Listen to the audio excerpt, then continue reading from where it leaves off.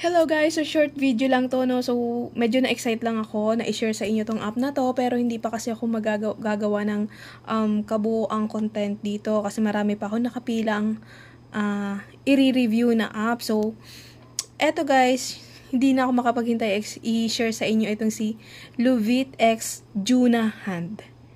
Hindi 'to one hand, X Juna Hand, pero parang ano rin siya kasi parang same sila ni One Hand ng lending company.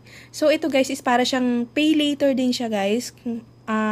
May virtual card siya pero wala siyang scan. Pwede nyo siyang i-connect sa ano nyo, sa Lazada nyo, pang pay. Yung card doon, pwede nyo i-connect. Lagay nyo lang doon yung number, saka yung CVC, ganyan-ganyan. So, madali lang siya guys.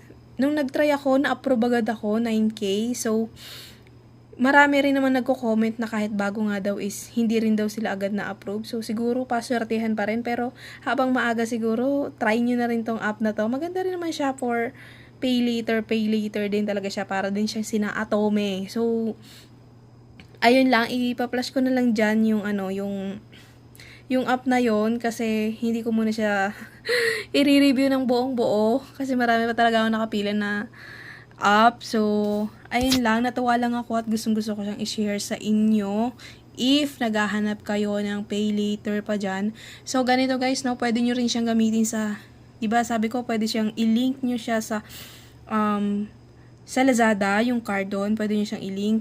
So, pwede naman kayo mag-avail ng, alam mo yung share treats sa Lazada, yung pwedeng i-ano as GCash. Mas okay yon guys, kaysa magpa-avail kayo ng mga nagpapa-exchange kasi pag nagpa-exchange kayo into cash sa ibang mga anong tawag dito? Papa-change ba tawag sa kanila? Basta ganon. So, nasa 20%, 30% kasi singil nila. So, mas okay if i-avail nyo siya ng share treats or yung GCash kung gusto nyo ng cash. Pero, mas better siguro kung one payment nyo lang siya gagawin. Kasi nga, nung ginawa ko to, nung pa-second payment ko, ayaw na niyang tanggapin. May hinahanap na siya, may hinihingi na siyang kaek-ekan. So, ayun na. So, bahala na kayo. So, try nyo na lang din tong app na to. Baka ma-approve kayo, malay nyo, swertehin kayo. So, ayun lang. Bye!